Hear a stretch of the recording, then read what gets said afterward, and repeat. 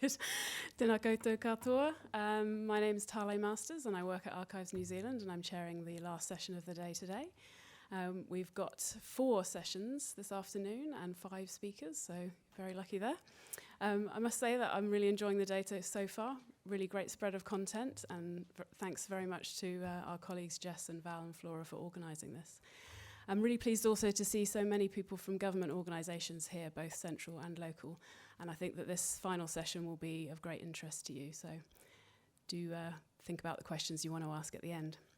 So we'll keep the questions to the end when all 4 of those sessions have taken place, and we'll have a one question session to finish off. So the session is Email Archives and Organisation Records, Case Studies, and our first speaker is Michael Upton. Michael's going to talk to us about email handling practices in central government. I have had the pleasure of working with Michael as a colleague, so welcome back. Michael is a senior consultant and director at Metataxis New Zealand, a small consulting company specialising in information management, architecture and governance. Michael crossed the floor from IT to information management 12 years ago, having previously worked as a software trainer, as a litigation support specialist for a large law firm, and as a service desk team lead. He's worked as an employee or consultant for a range of organisations, managing their information and knowledge in different ways and with different tools. So I'm sure he's going to have some interesting case studies for us today. Please welcome Michael.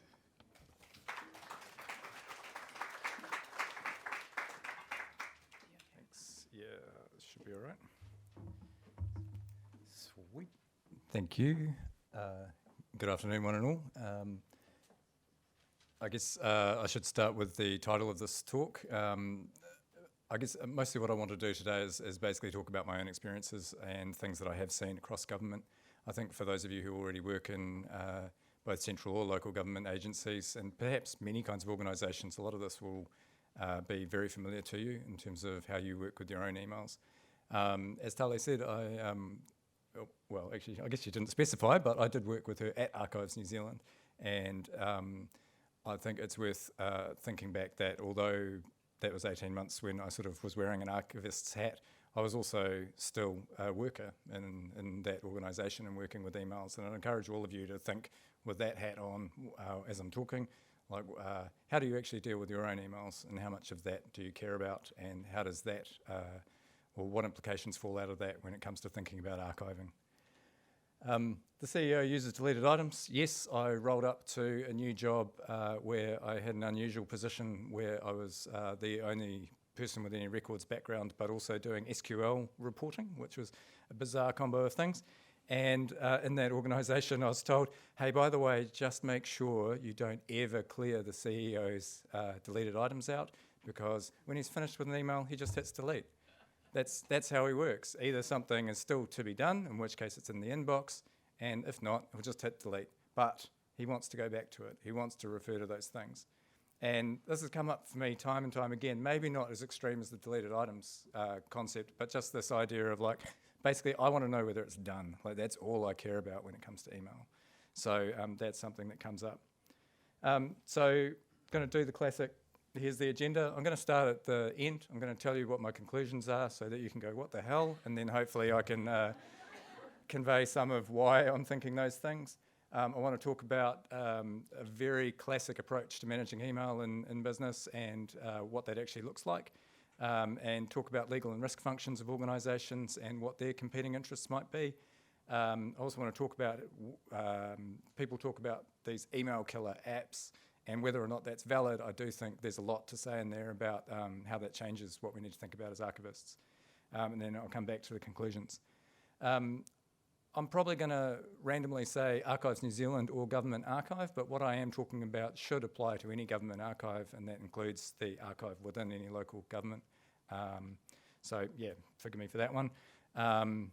And questions will be after we've all spoken. Yeah, sweet. Okay, so how things are supposed... Oh, sorry. I was about to go into the other bit. My conclusions. So I'm not going to be one of those ones who just reads from the slides, hopefully. I guess what I would say is that there are many fantastic tools out there for managing mailboxes as a whole, and I assume, sorry I couldn't be here this morning, but I assume there's been some talk about those things already. I think in the context of potentially all organisational records, but certainly within the context of public sector, you're not going to get much in a government archive. You're not going to get whole mailboxes. I think the exception to that's that third point. I think if you go back, I hate doing paper analogies because I think they're often super flawed, but if you go back to the 80s and massive changes in machinery of government, then Archives New Zealand got dumped with masses of stuff like, oh crap, we're out of here, we don't have jobs anymore, Merry Christmas, you get the boxes of stuff. I think in that kind of a context, and a classic one is inquiries or royal commissions, you'll definitely receive mailboxes, and you might want to think about, oh, what are those tools we use to, do social graphing and suss this out, and we'll put it on a website, and it'll be really awesome for our users. And, we can draw on this rich metadata and so forth, and probably a lot of things you will have heard here. But I actually question how often that will happen, and I think that will happen very, very seldom for government archives. I think most of the time you will get a curated set of documents, and within those documents will be those things that people have been encouraged to save according to value that's been ascribed to things by that department. So that's basically my conclusions, and then what I want to do is just talk through why I think that's the case. Oh, sorry, geez, I should pay attention. I've already talked some about what these implications are, really, so I won't touch on these much. I'll come back to them at the end. I do say there that I think you should think about line of business systems. I do say that you should think about this distributed custody models. So just to be clear what I mean on that last point, so you can mull that one over as I'm going. Within the Archives New Zealand strategy for 2057, it says part of the desired future state is that digital information will be increasingly managed in place. I mean, it doesn't say what proportion of stuff should be managed in place, but I think that's realistic. I think it's realistic for any government archive to assume that more and more digital information will not actually come to you and will not be part of your collection.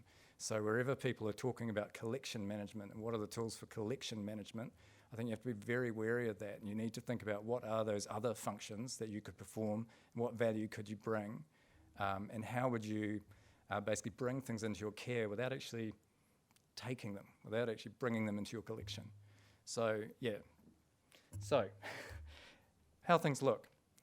I think this is probably really, really common. I've worked in no organisation where there's any variation to this at any kind of meaningful level.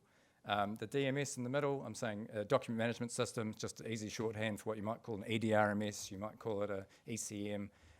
It may just be a file share, like shared drives. So staff are asked to take a small subset of what they've got and put those things of value into another system, put them in another place, put them alongside these other things that are completely different file formats and put them together. Woo. And I mean, I've given this advice many times. I gave this advice at Archives New Zealand. I've given this advice in a kind of classic record keeping function. Oh, why would you treat stuff any differently? It's just, it's like a different coloured envelope. Like, don't worry about it. It's about the value of the content. It's about the context. It's about the business activity. It's not about whether or not it's an email. So in my experience, like a lot of records management people, a lot of information management people are saying exactly the same thing. And that's a message that's come through loud and clear. Like, put stuff together based on its value and its likeness in terms of its content or its business activity that it relates to. Like, we're actively telling people out there, break up mailboxes, break emails apart from, other emails of lesser value and put them with things that are different technically. So I think that has pretty obvious implications when it comes to thinking about how you might manage whole mailboxes full of stuff. And then, some smaller subset of that, again, based on where stuff's filed, based on the metadata that's been ascribed to it, is then transferred onto a government archive. And as I understand it, I'll admit I've got much less experience in local government, but as I understand it from talking to people in those worlds or in DHBs and so forth as well, that basically it's a very small subset that you would then choose of that stuff that has been put. So if we were drawing a funnel, it would decrease rapidly going from the right. You've got a crap load of emails, and it's just getting smaller and smaller each way.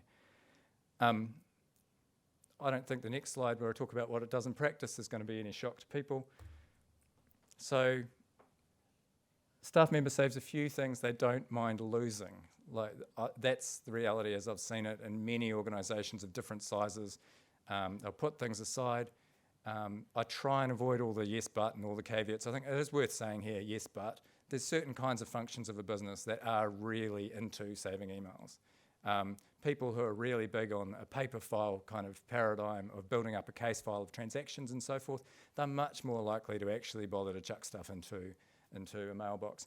But for a huge number of corporate functions and so forth, people mulling over policy and so forth, a lot of people love the convenience, and tell me if you're different to this, love the convenience of being able to put stuff into a filing structure that they control, that's not prescribed by some annoying records team or telling them it's got to go this way. And you've got way better technical tools. You can actually search and filter. Like you might be like me where you don't actually make any subfolders at all in your mailbox, but you can flip stuff. You work with metadata day to day without even knowing what it means. It sounds really fancy to people to say, we just manipulate different views of the same content using metadata. But that's what people do in email every day. So you can actively build, dynamic search folders. You can do all kinds of fun stuff. And putting stuff somewhere else, like that reduces convenience for me.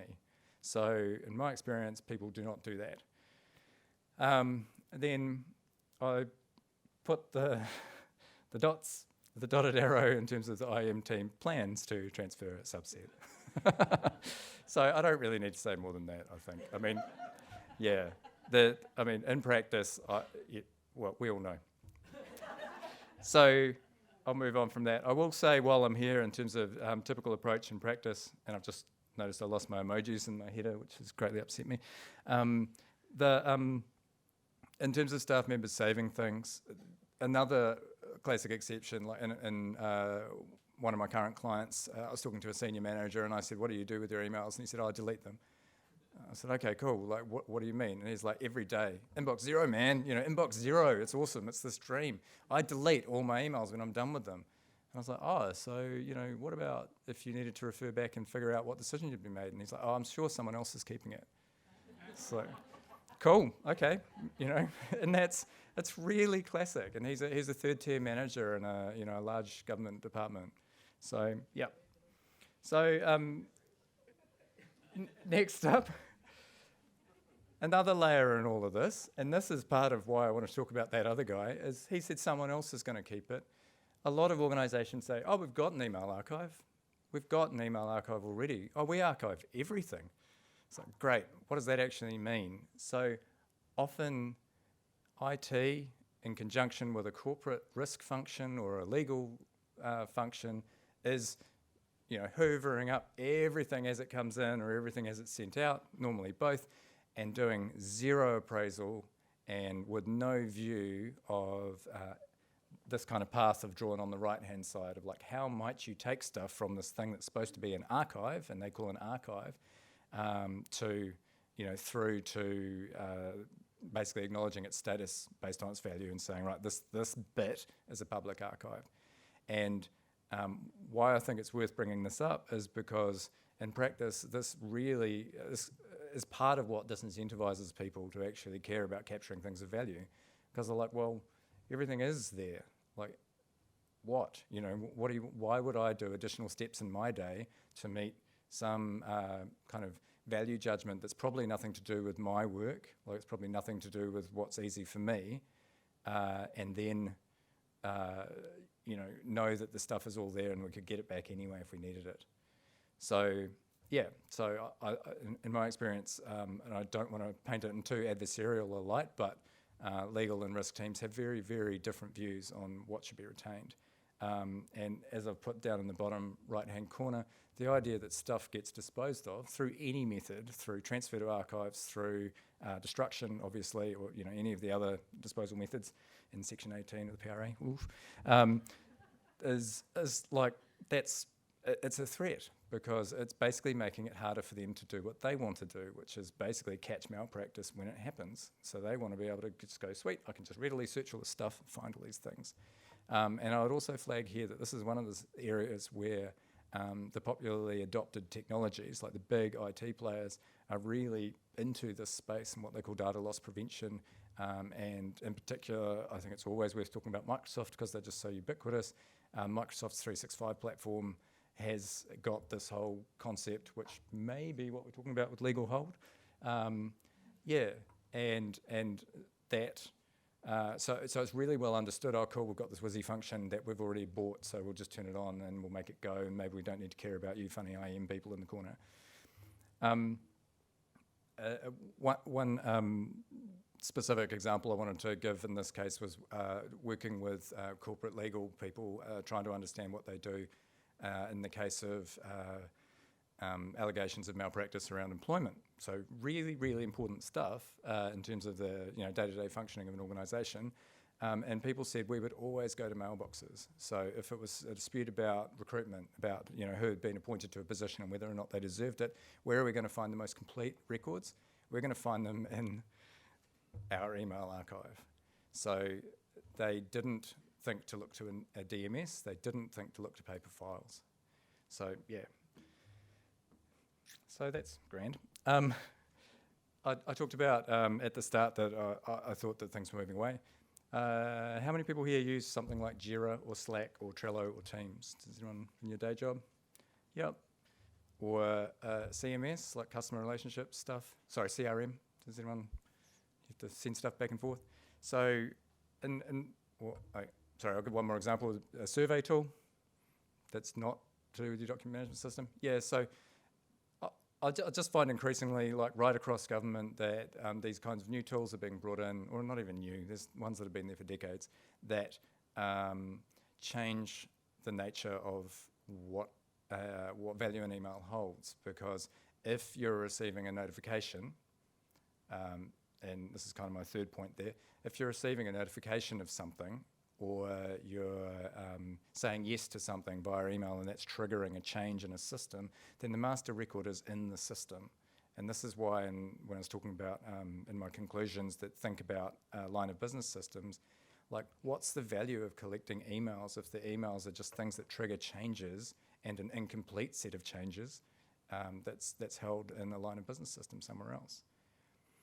And then the last thing, trying some vague Star Wars reference that didn't really make any sense, but what is the value of these kinds of emails that are typically relating to transactional kind of stuff, back and forth, the yes, no that changed the system? Like I actually don't think, I think this is probably a really good thing, this aspect. I think the idea that you can rely on master data in one system ought to be easier in terms of at least targeting your efforts and knowing where to look.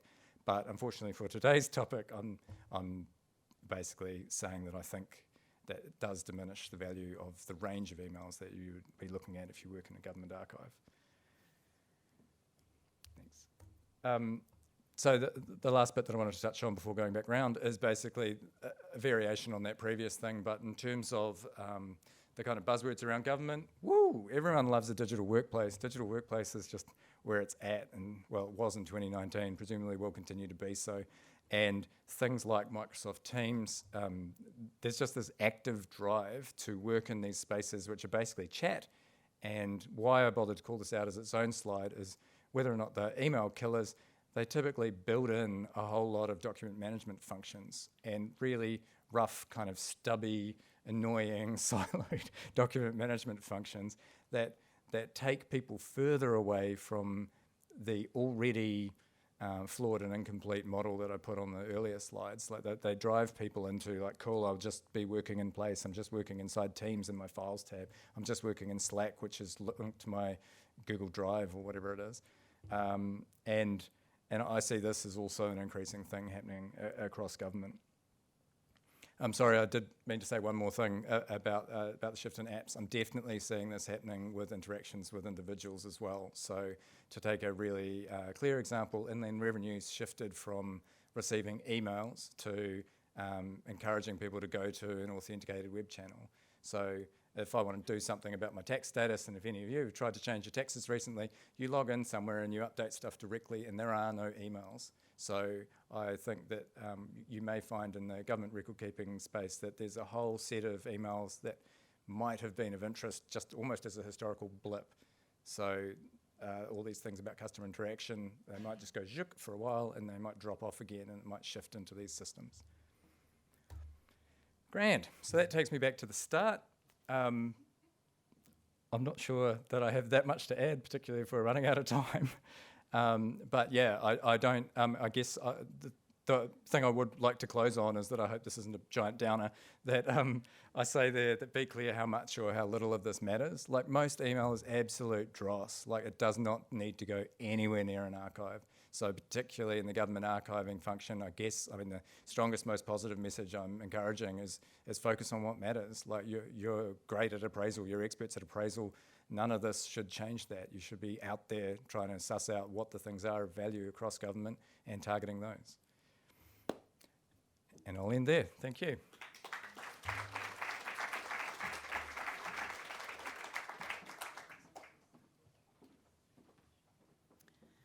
Thank you, Michael. We're just going to wait for our assistant to come down and help with a changeover with the tech there. Our next session is called View This Email in Your Browser, Collecting Email Newsletters. And our presenters are Amy Joseph and Tina Kunegracht. So Tina is a Senior Collection Development Librarian at Te Puna Mātauranga o Aotearoa, National Library of New Zealand, and she has a focus on web archiving. And Amy is the kairahi rōpū of the legal deposit team at Te Puna Mātauranga o Aotearoa, National Library of New Zealand. So I'd like to welcome you guys to come up.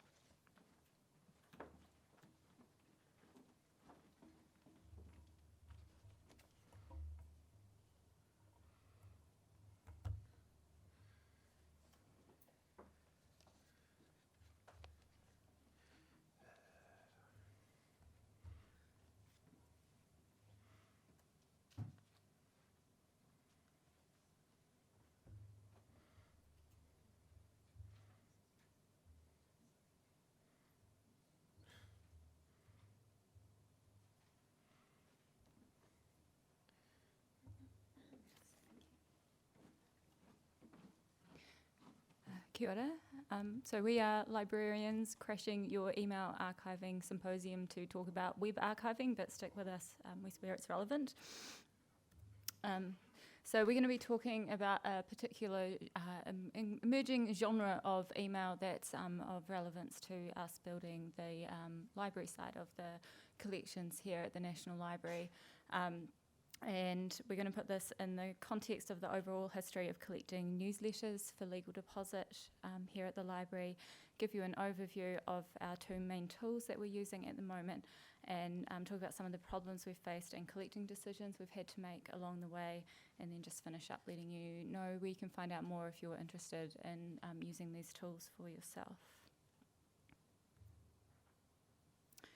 So the National Library is the legal deposit library for Aotearoa, which means we collect all publications published here, or we try to, using the part of the National Library Act that requires publishers to deposit copies of their publications with us. We collect many formats and genres of publication under legal deposit, but particularly relevant to this particular presentation is our large collection of newsletters from all around Aotearoa, from small societies, government agencies, NGOs, cultural and hobby groups, and many more. The technologies used to produce these newsletters have changed over time, from typewriters to printers. We've gone from the 50s to the late 80s here, to desktop publishing. I particularly like this one because it announces that Scott Bass is getting internet back in 1995, which must have been quite a challenge. And since 2006, we've collected digitally distributed publications under legal deposit. Most digital publications are collected by our team, the same team that's responsible for print legal deposit collecting, although ATL has a team of web archivists who do our main selective web archiving program, which is also mainly done under the legal deposit legislation. And we've just been through an era of newsletters distributed online as mainly PDFs, and that kind of marked the real start of the era of email newsletters for us, so newsletters distributed via email. These PDFs were typically produced from the same files as the print version, although there's been a trend towards only publishing the online version as the physical print distribution of this type of publication has really declined. Collecting and archiving these PDFs or occasionally Word documents and other file formats as they were emailed to us was a relatively straightforward process, so we're not going to focus on those formats today, but here is an example of a PDF in our digital archive. But in some ways, from the publisher's perspective here, the PDF format is a legacy of the print era, and as printing is no longer required, it is increasingly being replaced with web-native formats, either as websites and social media platforms that we all know and love and have endless discussions about here, or the format that we're focusing on today, email newsletters enabled by third-party email marketing platforms. And hopefully I will be able to show you one of those in the wild. So here's a real life example. Oh no, you can't see that one. Hold on a second. Sneaking in from the side here.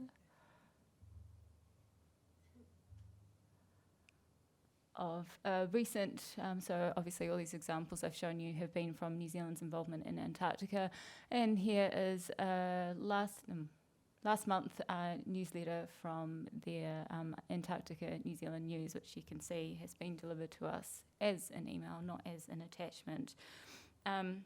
So email newsletters are ubiquitous as a marketing tool, as I'm sure we're all very familiar with. As we all hit that unsubscribe button on something you've gotten from a retail outlet or a restaurant or some real estate agent you chatted to on the street and somehow put you on their distribution list, which are, I guess, examples of that junk mail that Val was referring to earlier. Websites and blogs also use newsletters to aggregate highlights from the content published on their sites. And the newsletter over the last few years has also had a bit of a moment as a means of communication between creatives like essayists or journalists that's perceived as more intimate than a blog, more direct connection to the readers. And of course, email newsletters are also used to communicate by those same small societies, government agencies, NGOs, cultural and hobby groups that we've been collecting from for decades. And we've been starting to get a few queries from other collecting organisations about how we might collect this kind of how they might collect this kind of content. So we thought the symposium would be the perfect place to share some strategies and tools that we've been adopting. There are a few new challenges to address now as we really solve the problem of the PDF. We've got some new ones to address. How do we technically collect and preserve this material?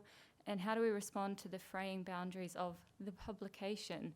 Often the full information intended to be delivered to the reader isn't actually presented within the body of the email, but linked to on the publisher's website or elsewhere on the web. And around here, we call this the read more here problem, and Tina's going to demonstrate that. And so Tina's going to show us the tools, and I just thought I'd add that the reason that I get to sit around asking curly questions about copyright to everyone else is that a large way that we are empowered to collect online material at the National Library is that the National Library Act carves out some exceptions to the Copyright Act for us. So we are empowered to go out and collect this content without the explicit permission of the rights holder, which makes things much easier for us. Hello, good afternoon everybody. Hi.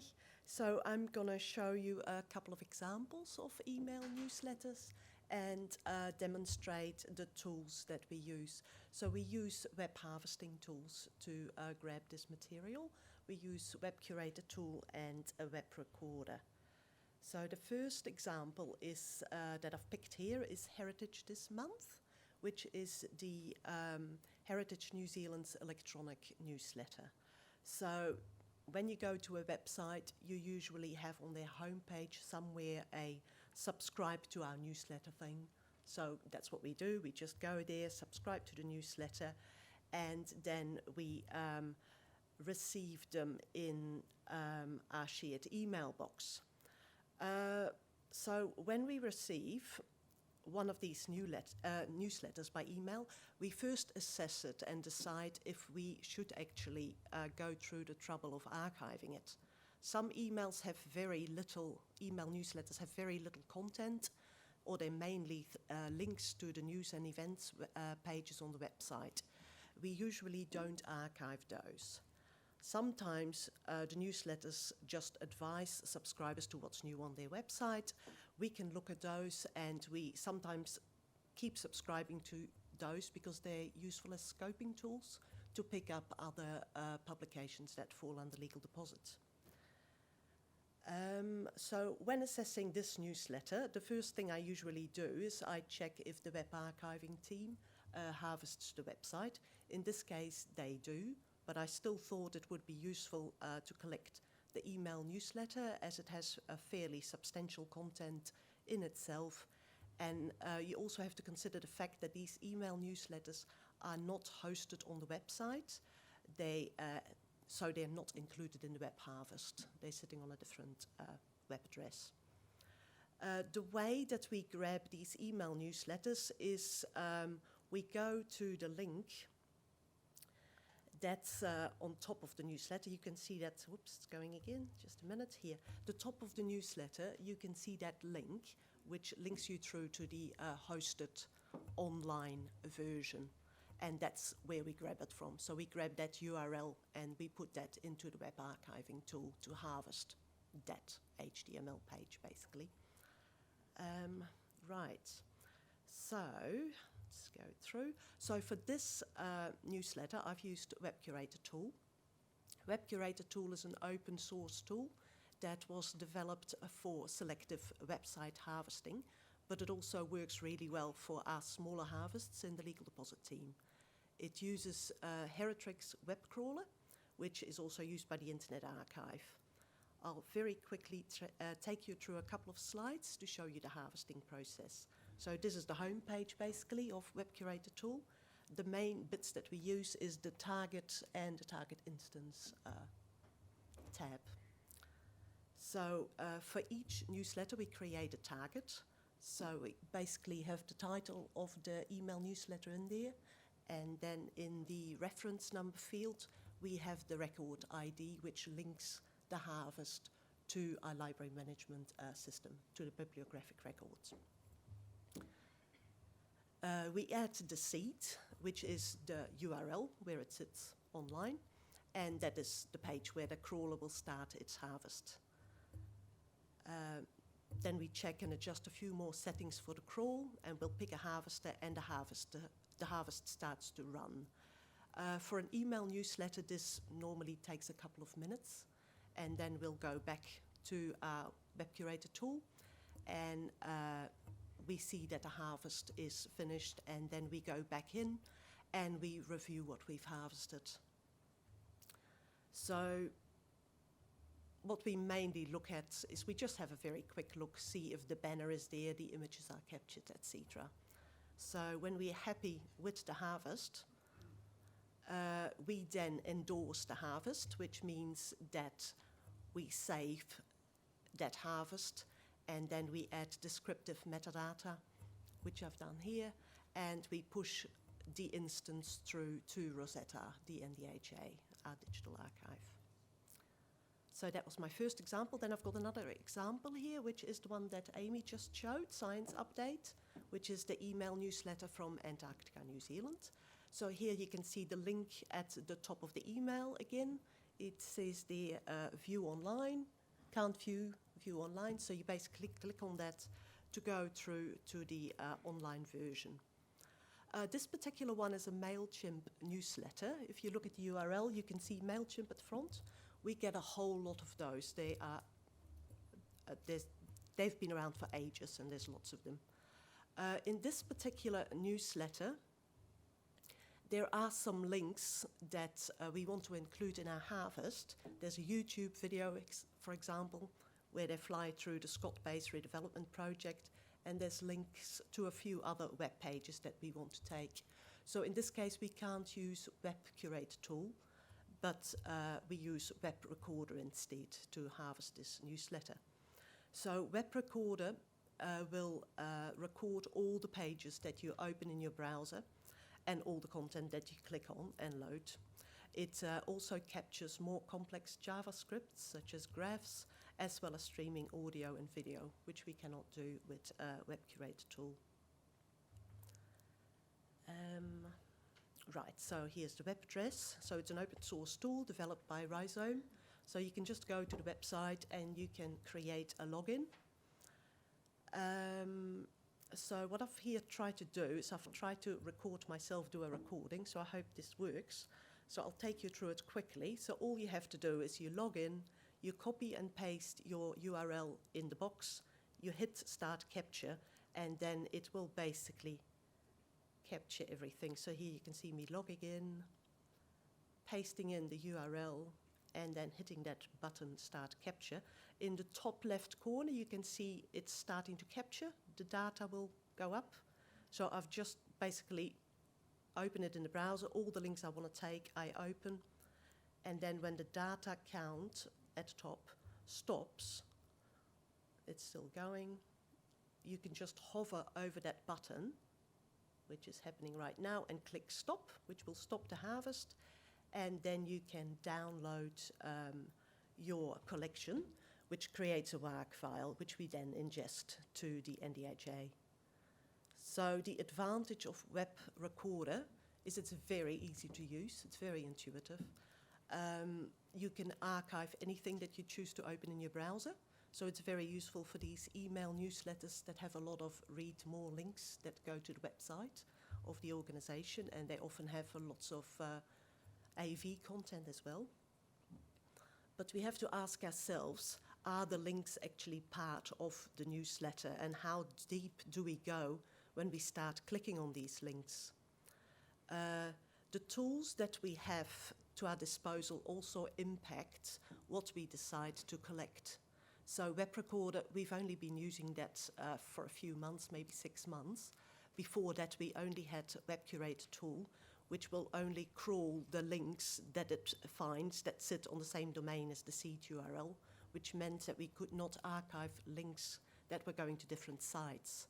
So this was a particular problem for MailChimp type newsletters, where the page often sits on the domain of the email marketing service, and all the linked content sits on the domain of the publisher's main website.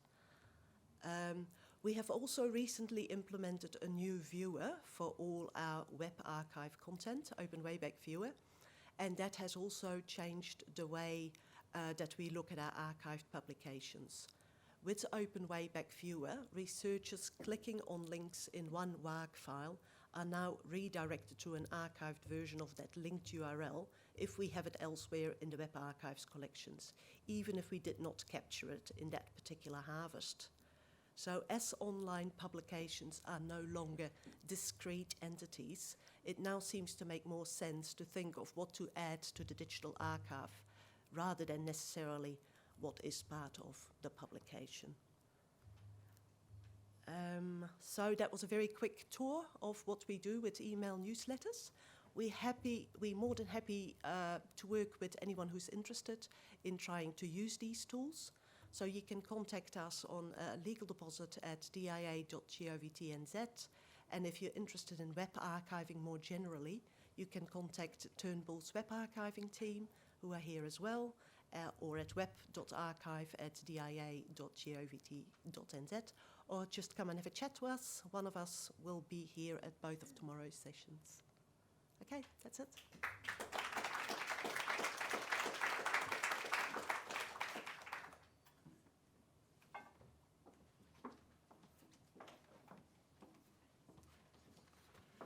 Thank you very much to Tina and Amy. Have you not finished?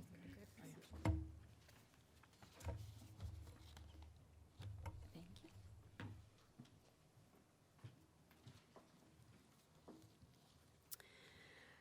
Our next speaker is Dreen Duke. Dreen is going to talk to us about the promise and problems of email archiving at work, and I think this will complement the other talks in the session really well. Dreen is was the IT director at the Newberry Library in Chicago for 16 years with an MILS from the University of Michigan. He's been working to connect technology and libraries throughout his career, and currently he can be found wandering the streets, nature reserves and cultural institutions of the city Wellington with his family as they look to make the move to Aotearoa, New Zealand permanent. So welcome to Dreen.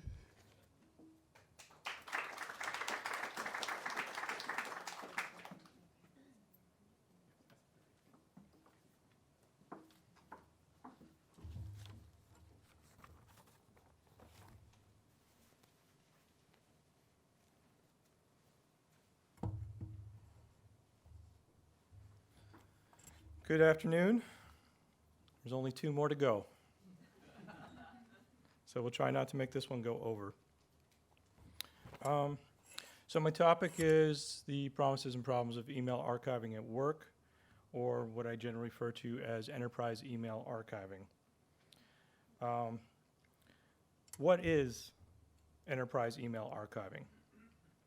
As personal and institutional collections increasingly contain digital components, archivists have expanded their scope to include data such as word processing documents, scanned images, PDFs, MP3 files, websites, and most importantly for this discussion, email. However, there is another group that is also actively pursuing email archiving, often in parallel rather than together with archivists.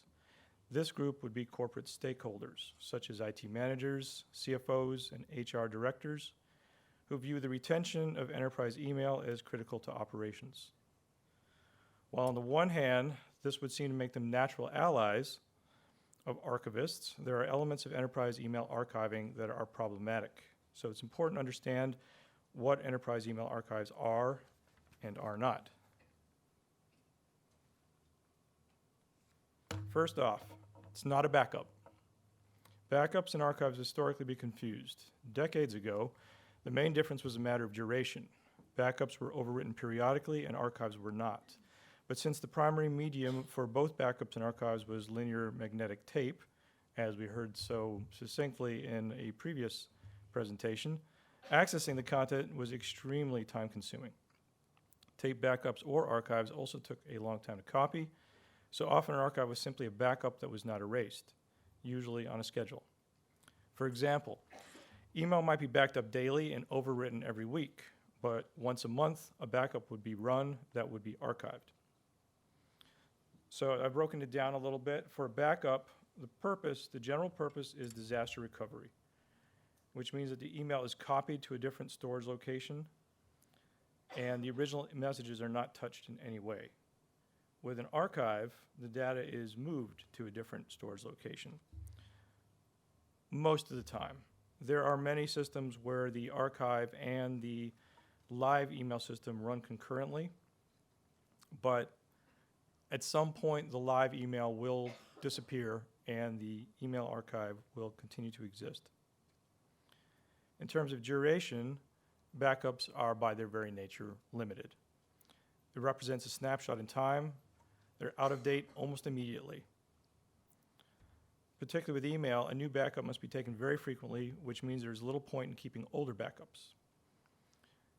With an archive, the duration should be unlimited, or at least a very long time.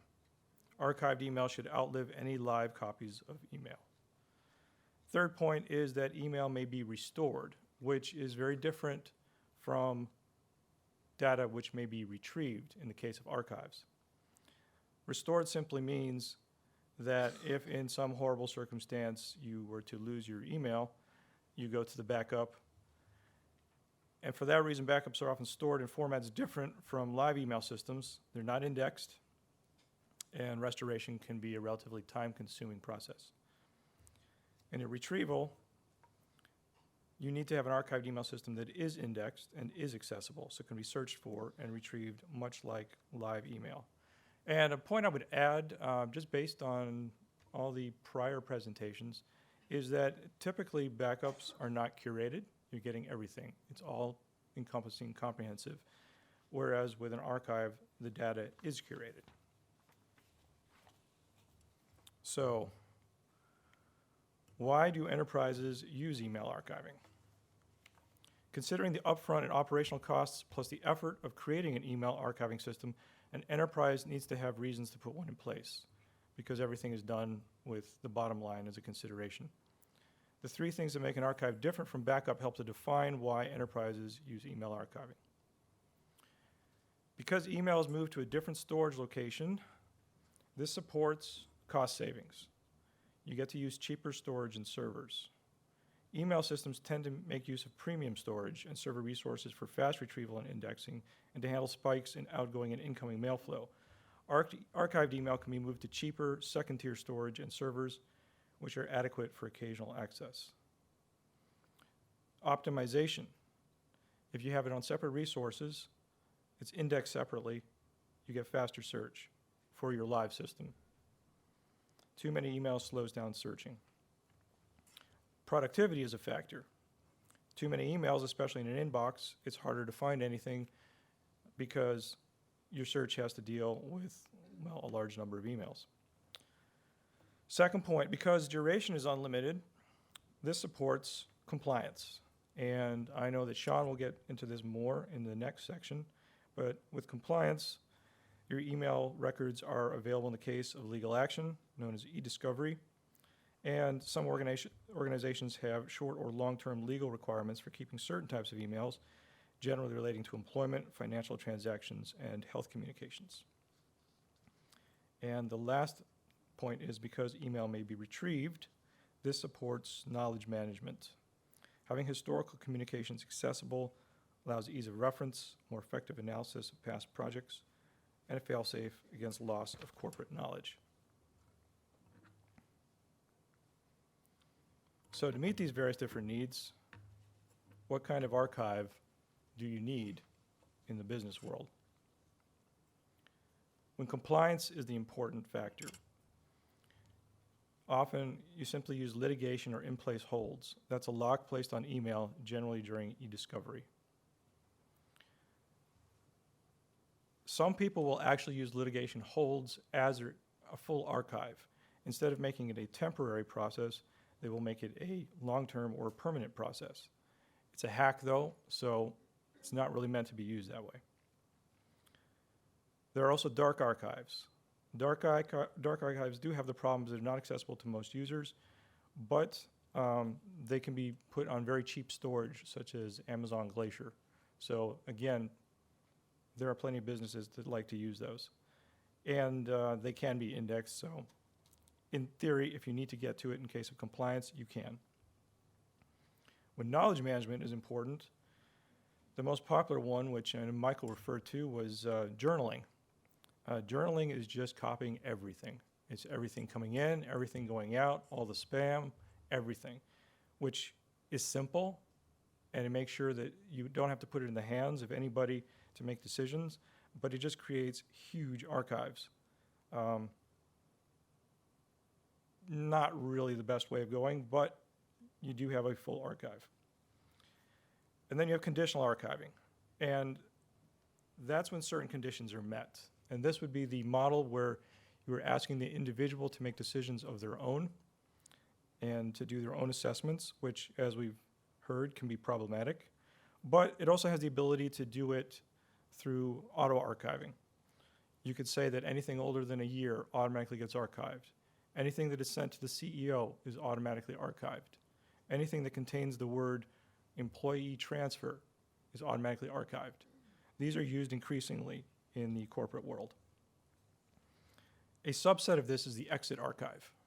The exit archive is not necessarily permanent. In fact, often it is not permanent at all, but simply is there so when one employee leaves, their information is not automatically lost, but instead it is transferred on to the next person to take their place, or perhaps their supervisor, until such time as they want to get rid of it. Or it just sits there forever, which happens too. When cost savings, optimization, and productivity are important, you frequently get soft archives. Soft archives that are used, you'll probably see them in things like Gmail or with the free version of Outlook online. They refer to as an archive, but it really is essentially a separate mailbox where people just have it to keep it out of the way and to reduce the load on indexing, but it's still completely deletable or retrievable.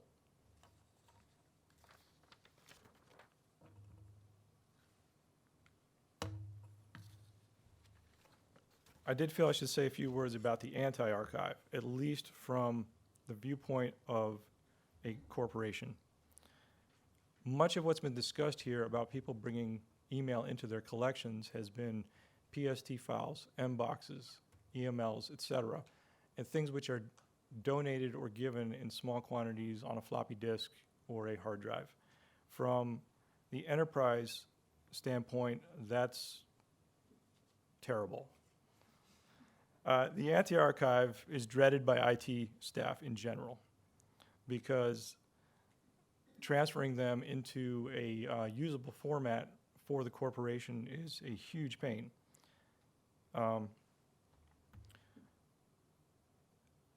Email storage quotas used to be highly restrictive. It was not uncommon for individuals to create their own personal archives, exacerbated by three factors.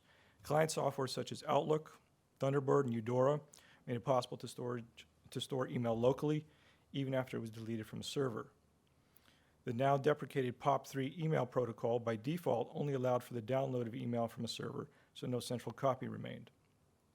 And three, limited bandwidth made accessing email on remote servers too slow to be productive in real time.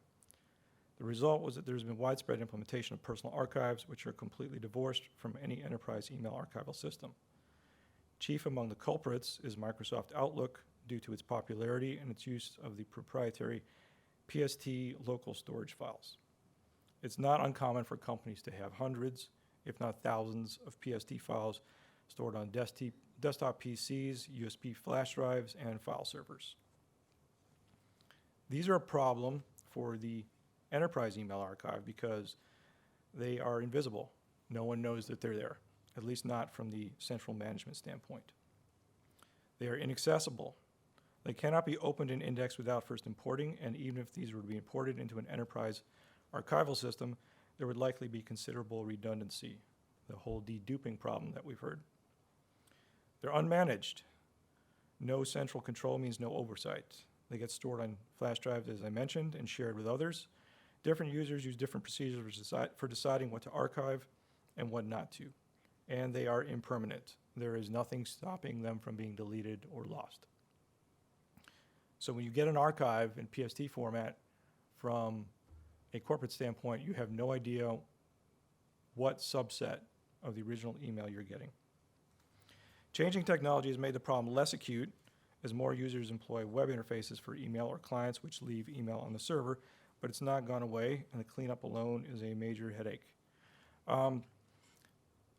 In terms of the anti-archive, I should also lump in that category for corporations the use of printing out of emails, which can be enticing and used to be very enticing.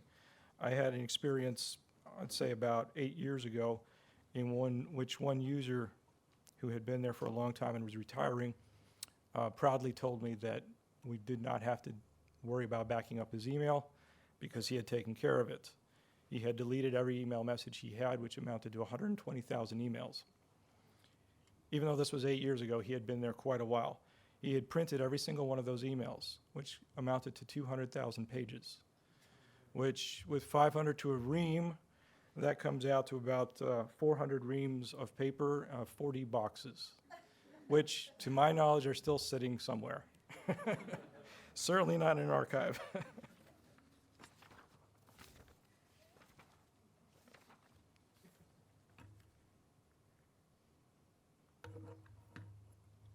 So what makes an archive different for an archivist and an enterprise?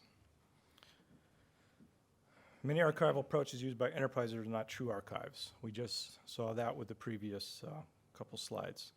So what should a proper archive be? For an archivist, email archives should be accessible, secure and permanent, standards-based, and system neutral. Enterprises mostly agree with that. They'll agree with accessible to the right people.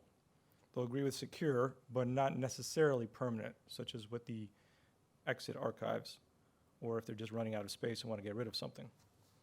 But the big thing that they disagree on is they're most concerned about things being cost-effective and not so much with standards and things being system neutral. While full-fledged enterprise archival systems such as journaling or conditional archiving substantially meet the first two requirements of an archivist, the use of partial or light archiving systems may mean an archive falls short in the degree of accessibility or the permanence of the email. Dark and soft archives in particular fail to meet the full criteria. Litigation holds that are turned on indefinitely do function as archives, as I mentioned, but provide none of the benefits of separation from the live email system, such as cost savings. Even more problematic is the issue of compliance with standards or keeping the archive system neutral. An enterprise will generally use whatever method meets corporate needs and is most cost-effective. And if an archiving solution is built into an email system, the path of least resistance may dictate using that system. However, this increases the risk that the archival system may use proprietary email formats or metadata that are not system neutral. A good example of that being Office 365 and Exchange. So what is the future of enterprise email archiving? The next big thing. The demise of email has been incorrectly predicted for decades. In fact, with the advent of online website accounts, the need for an email address has become even more critical. Tools such as Slack, Yammer, WhatsApp, WeChat, Teams, FaceTime, etc.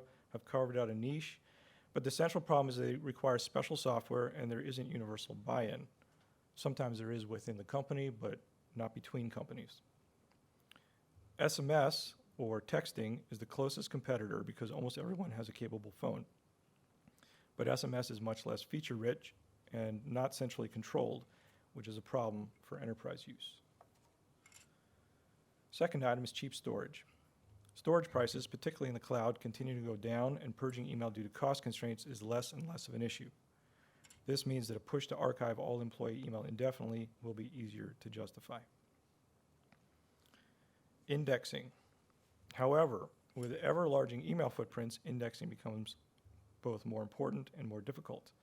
This is especially true as email servers increasingly attempt to tie in with other types of communication, such as messaging and team chat, and even to documents. Outsourcing the infrastructure becomes necessary to save on ever-increasing hardware costs and support. In the future, look for almost all email archiving to be in the cloud. Proprietary formats. As indexing and interconnectivity between email, archived email, and other intellectual property improves, systems become more exclusive and less portable. This is a problem that is only going to grow, and it highlights the importance of archivists having a voice in enterprise email archiving. However, this is the new normal. Enterprise email archiving is not just being done at big companies. It's becoming ever more common for nonprofits, governments, and even commercial email services like Gmail and Outlook Online. At the same time, personal email archives are becoming less common. So in the future, if an archivist wants to have access to important digital correspondence, increasingly they will need to turn to enterprise email archives. Last slide. Making the best of it, or what you should fight for. If you're in a position to influence a business on its archival practices, there are 3 areas in which to encourage good behavior. Portability. Email should be exportable, preferably in EML format, which is the most common and most archive-friendly format, which means it's easy to convert, and not just archives, but for all email.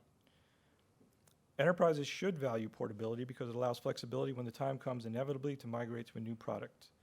Often enough, the IT manager will totally agree. The person you need to convince is the CFO or another executive, as more proprietary systems are often less expensive. Permanence. Email archives should be retained indefinitely as litigation can occur years after the fact, certainly in the case of senior staff. Storage costs are too little for this to be an obstacle, but IT managers may remember the recent past when hard drives were expensive and resist from reflex. Separation. Email archives should be stored separately from live email, not just the storage of the email, but also the entire software systems, because the software systems can run on cheaper hardware and the emails themselves can be stored on cheaper hardware.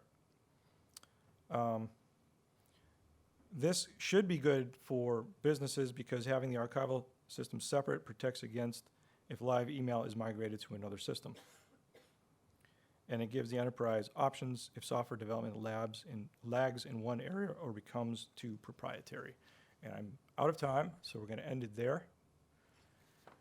And we'll hold questions until later.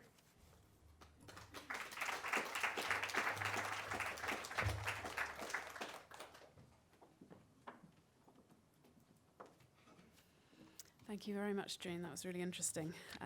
So our final presenter today is Sean Connelly. Sean is going to talk to us about using e-discovery to search in-place hold and litigation hold. And I think this will complement our previous speakers really well. Sean is the Records and Information Management Specialist at Unitec Institute of Technology. And I think he's going to do some more introductions, so I'll leave that there. Welcome.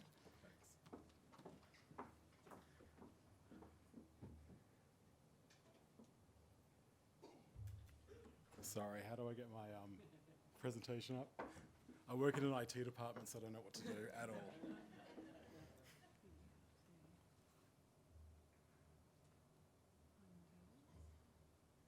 Hey, that's me.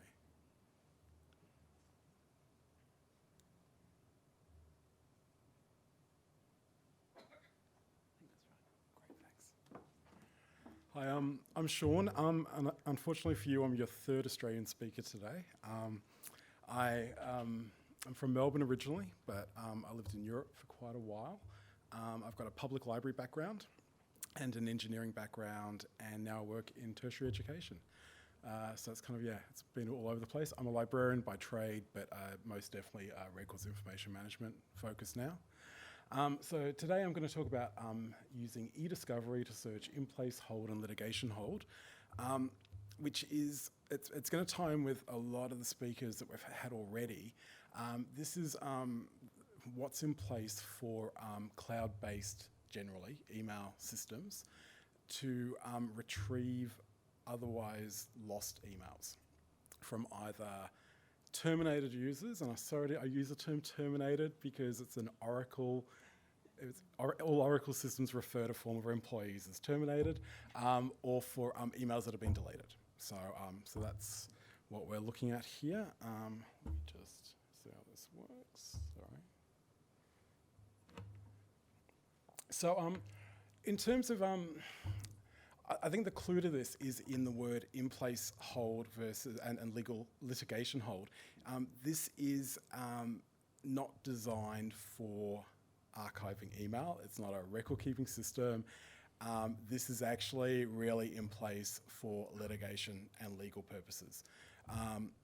So effectively, it's kind of a system we can access as archivists or records managers by accident, but it's actually not designed for us. So in terms of, generally I find with my IT colleagues, they just refer to it as legal hold, right? Microsoft has divided it into in-place hold, which preserves content within defined parameters, and litigation hold, which just preserves everything. So Google and other email systems have a similar function. I don't know about Lotus Notes though, because I didn't realize anybody was still using it. So the only thing to bear in mind is basic subscription packages generally don't include it. I do systems admin work for ARANZ, and they use the G Suite, and it's not actually built in on the non-profits subscription that they've got. We'd have to upgrade it, and we've just decided we don't actually need it as a little charitable organisation. So in terms of the retention period, organisations can decide what retention period they want. We have 7 years.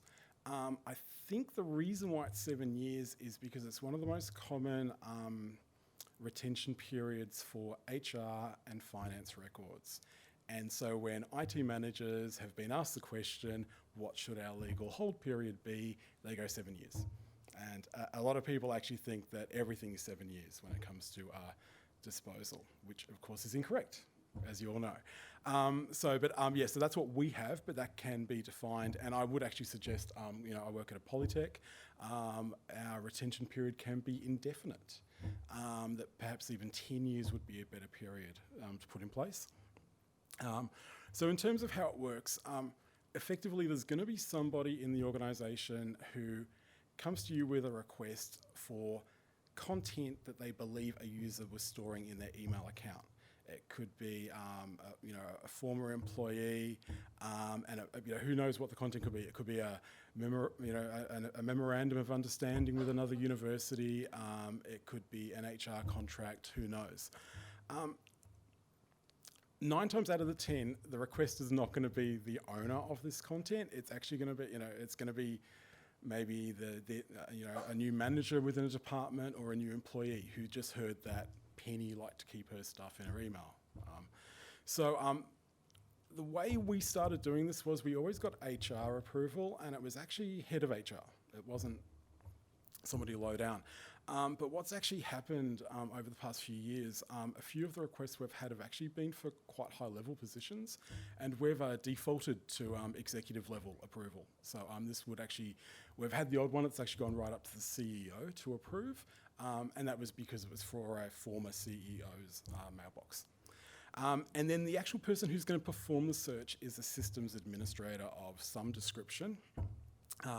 And I get to play along with this, which is actually really cool, which is why I thought I would talk about it today. So this is the Office 365 Admin Center, and I haven't misspelt center. It is American spelling that they use, which is fine. And there's actually a really cool security and compliance component built in, which covers a lot of other stuff as well. But obviously today what we're talking about is e-discovery. So these are the ones that we've performed recently and that I've anonymized as well.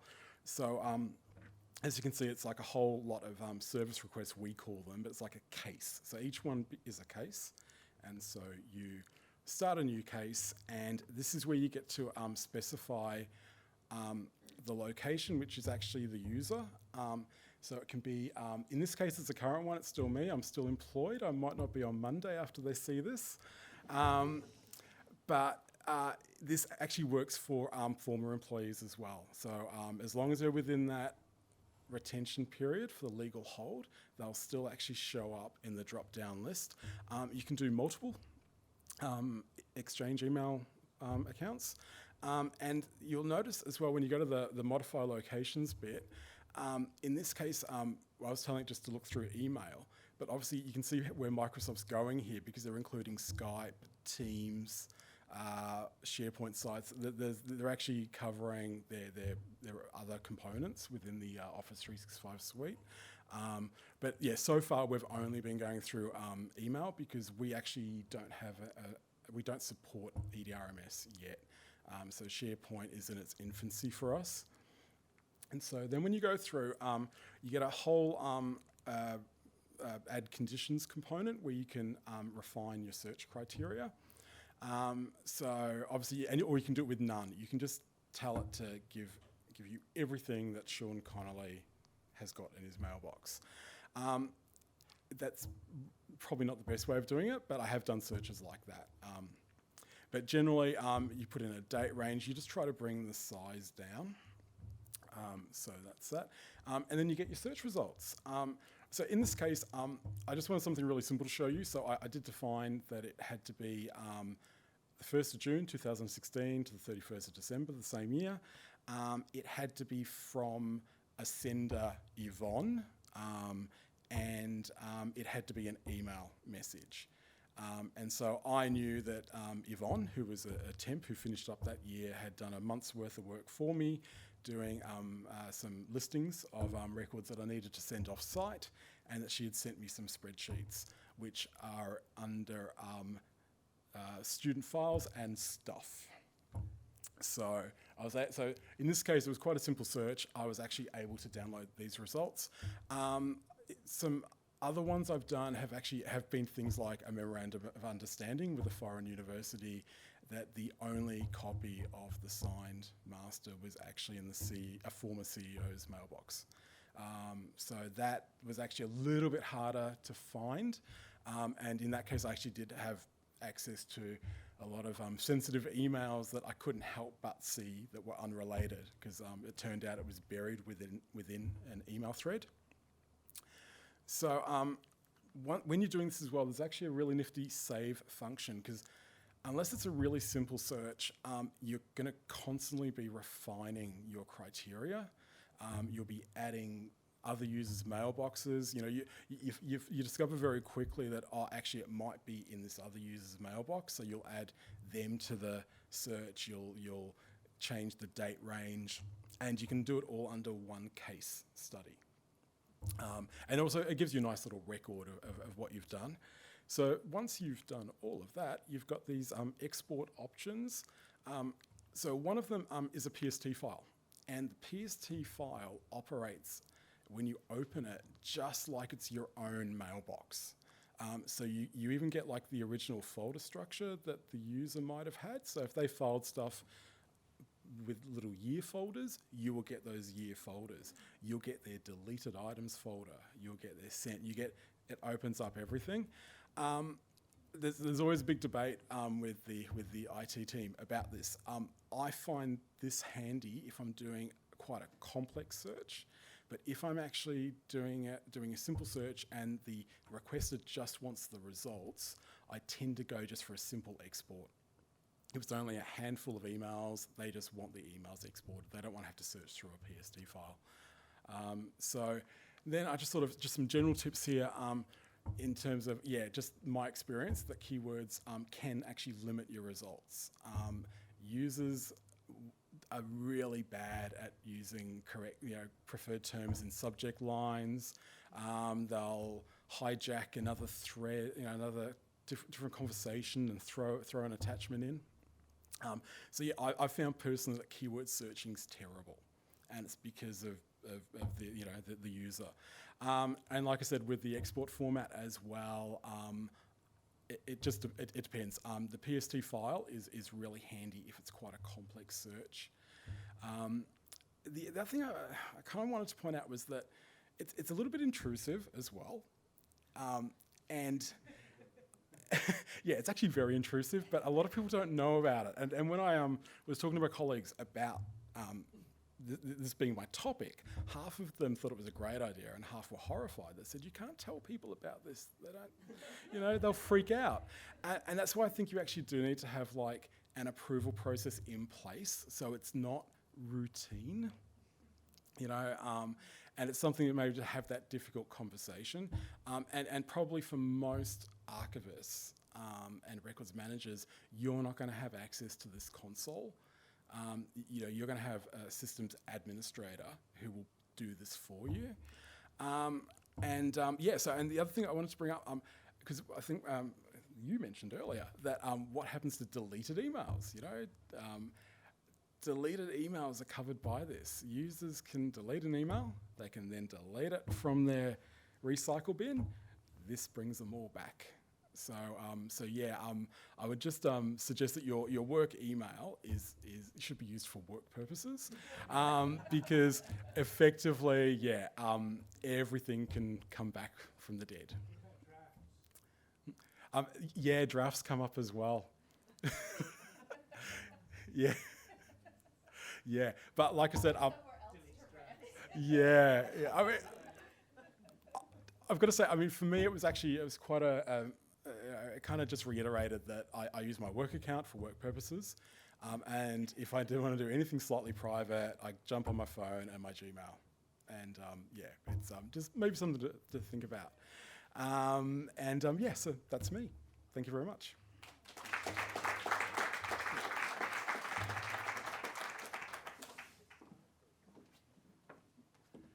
Thank you very much, Sean. Some good personal tips for us all there. Pretty sure I'm not too guilty of those things. Right, does anyone have any questions? We've got about 7 minutes for questions. If you've got a question, the mics are coming round, and if it's for a particular person's presentation, can you just say that before so that person knows to come up?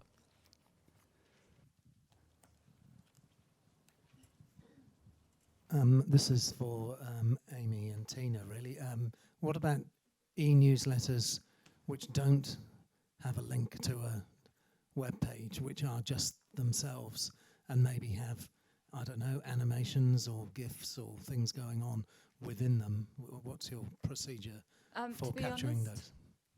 In the time period where these sorts of email as a service providers were just starting to take off, we did do a little bit of looking into the problem of newsletters that were fully self-contained within the body of the email, but they've just never really been enough of a distribution thing with standalone content that we decided that any workflows that we came up with were worth the effort. So we did some explorations. We found it was quite difficult to capture it in a way that didn't include a lot of metadata about us as the receiver of the email, and we didn't feel too comfortable about that because the fact that it came to us was really immaterial. This is something that's been mass distributed to a lot of people, and yeah, that it's just been sent to us because that's how we're receiving the item.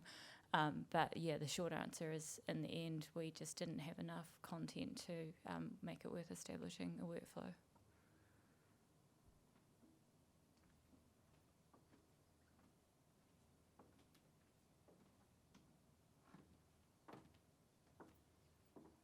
Any other questions from anyone? Sure. I had a question for you, Michael. I was just wondering, without naming any names, what kinds of solutions some of your previous employers or clients are using for capturing decisions and actions on those other communications channels that people are using.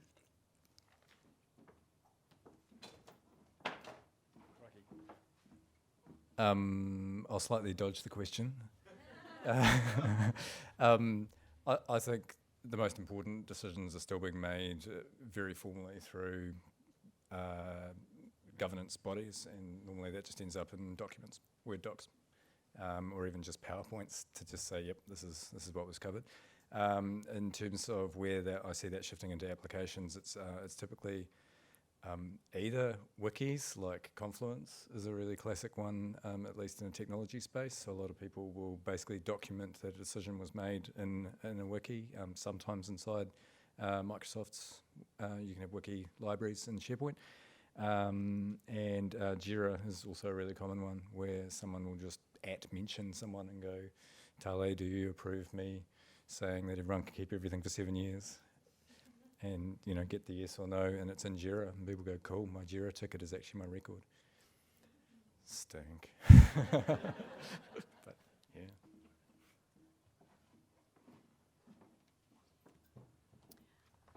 Any other questions? No? Great. Well, hopefully you can all join me in just giving our speakers one more thank you.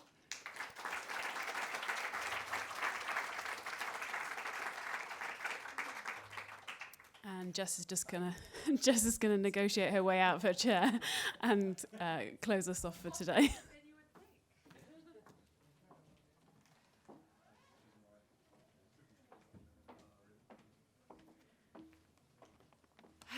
Oh my goodness. I guess it just leaves me to say thank you and we're done. I've been really impressed with the range of talks and the quality of the talks and the engagement of everybody here today. I think it's been a really great day. So can we just give a round of applause to all of our speakers and all of you for spending a day talking about email.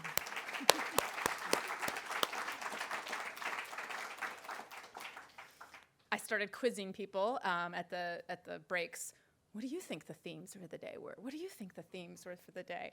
And I think there's a lot of themes, but the thing I was sort of thinking about this afternoon as we were kind of wrapping up was I always go back to that idea of digital curation as kind of what we're doing, and then they always say digital curation starts at the point of creation.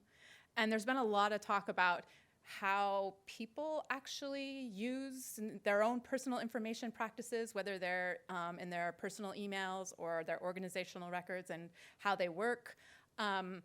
And those individual, idiosyncratic, beautifully unique and diverse practices have a knock-on effect for everything that we do.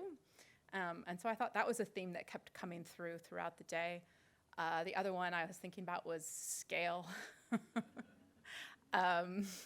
Eva, your talk was great, and also kind of impressed, I think, upon everyone how big the project that we're trying to do actually is. And all of us, I think, collectively have done a lot of small projects, and we're getting a little bit better and we're getting more tools. I think EPAD's a wonderful example of like a tool that we can actually use to do part of that process.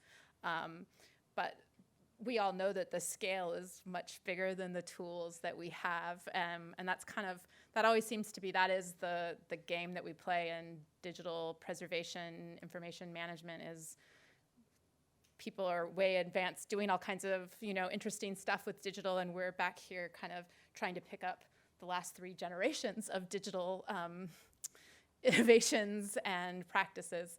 So I think that but that doesn't mean we're doing a bad job. I just think we're doing what we can, and I think there's so many more tools than there were 10 years ago. When Peter and I first met, there weren't very many tools to try and be a digital archivist, let alone any of the other roles that those of you that are here today. So I think there are more tools, and there's more people that are interested and engaged with this, and just, I was so gratified that everybody signed up and was here today, because I kind of did think if I get, maybe I'll get 30 people. It'd be really great if I got 50 people. We had almost 80 registrations, so it was really great to see, and it really shows that there are people that are interested and engaged in these topics and have an appetite to learn more. So I hope that you learned a lot today. I hope that you made some connections with people, got some conversations started. So final housekeeping things to wrap it all up is there will be workshops tomorrow. Hopefully you have seen those. There's a demo in the morning workshop about EPAD. And then the afternoon is a much more kind of, I won't say unconference, because nobody wants to go to an unconference, but there'll be some more, it's true, be some more flexible conversations that are really just information exchange. What are the tools that we're using to work with Born Digital collections, like email? Wide-ranging conversation. I think it'll be really great. We're really lucky to have some people from Australia visiting us at the moment, some people from California visiting us at the moment. So it's a perfect opportunity to do an information exchange, talk about some tools that we know about that maybe other people don't know about. So that's happening tomorrow. It'll be next door in the seminar rooms where we had our meals today. And if you didn't get the note this morning, we are adjourning to a little brief social hour at the Backbencher Pub, which is down the road on Molesworth, right around 4:45, which is right this second. So if you would like to continue the conversation over a beverage, you're more than welcome to join us. Finally, just thank you to everybody that helped make this possible today. Thank you all for coming. Thank you to Mark, who has been manning all of us back there in the AV room. It's been very seamless. I've been hearing from the people watching via the live stream that the live stream's been pretty seamless too. So our experiment worked. It was great. That's wonderful. Thank you to my digital collections team, who have been kind of all over the place, making sure everything ran smoothly. And thank you again, all of you, for coming.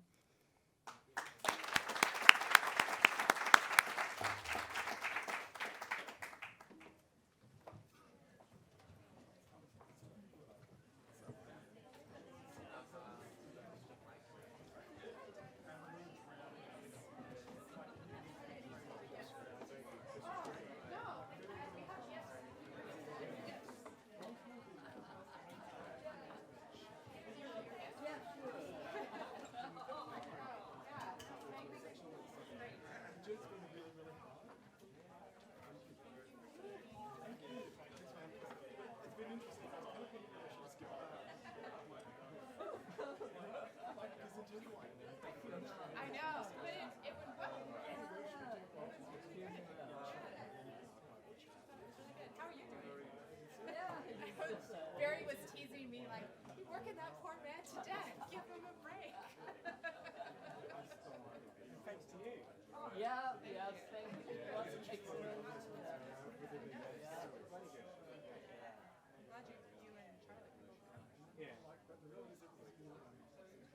The reason I asked about the Zoom recording was that she was taking notes, and I've got to give a report back.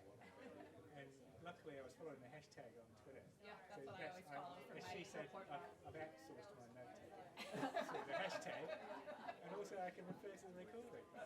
Because there were some awesome slides. Some of those slides you just want to go, I'm really going to read that again.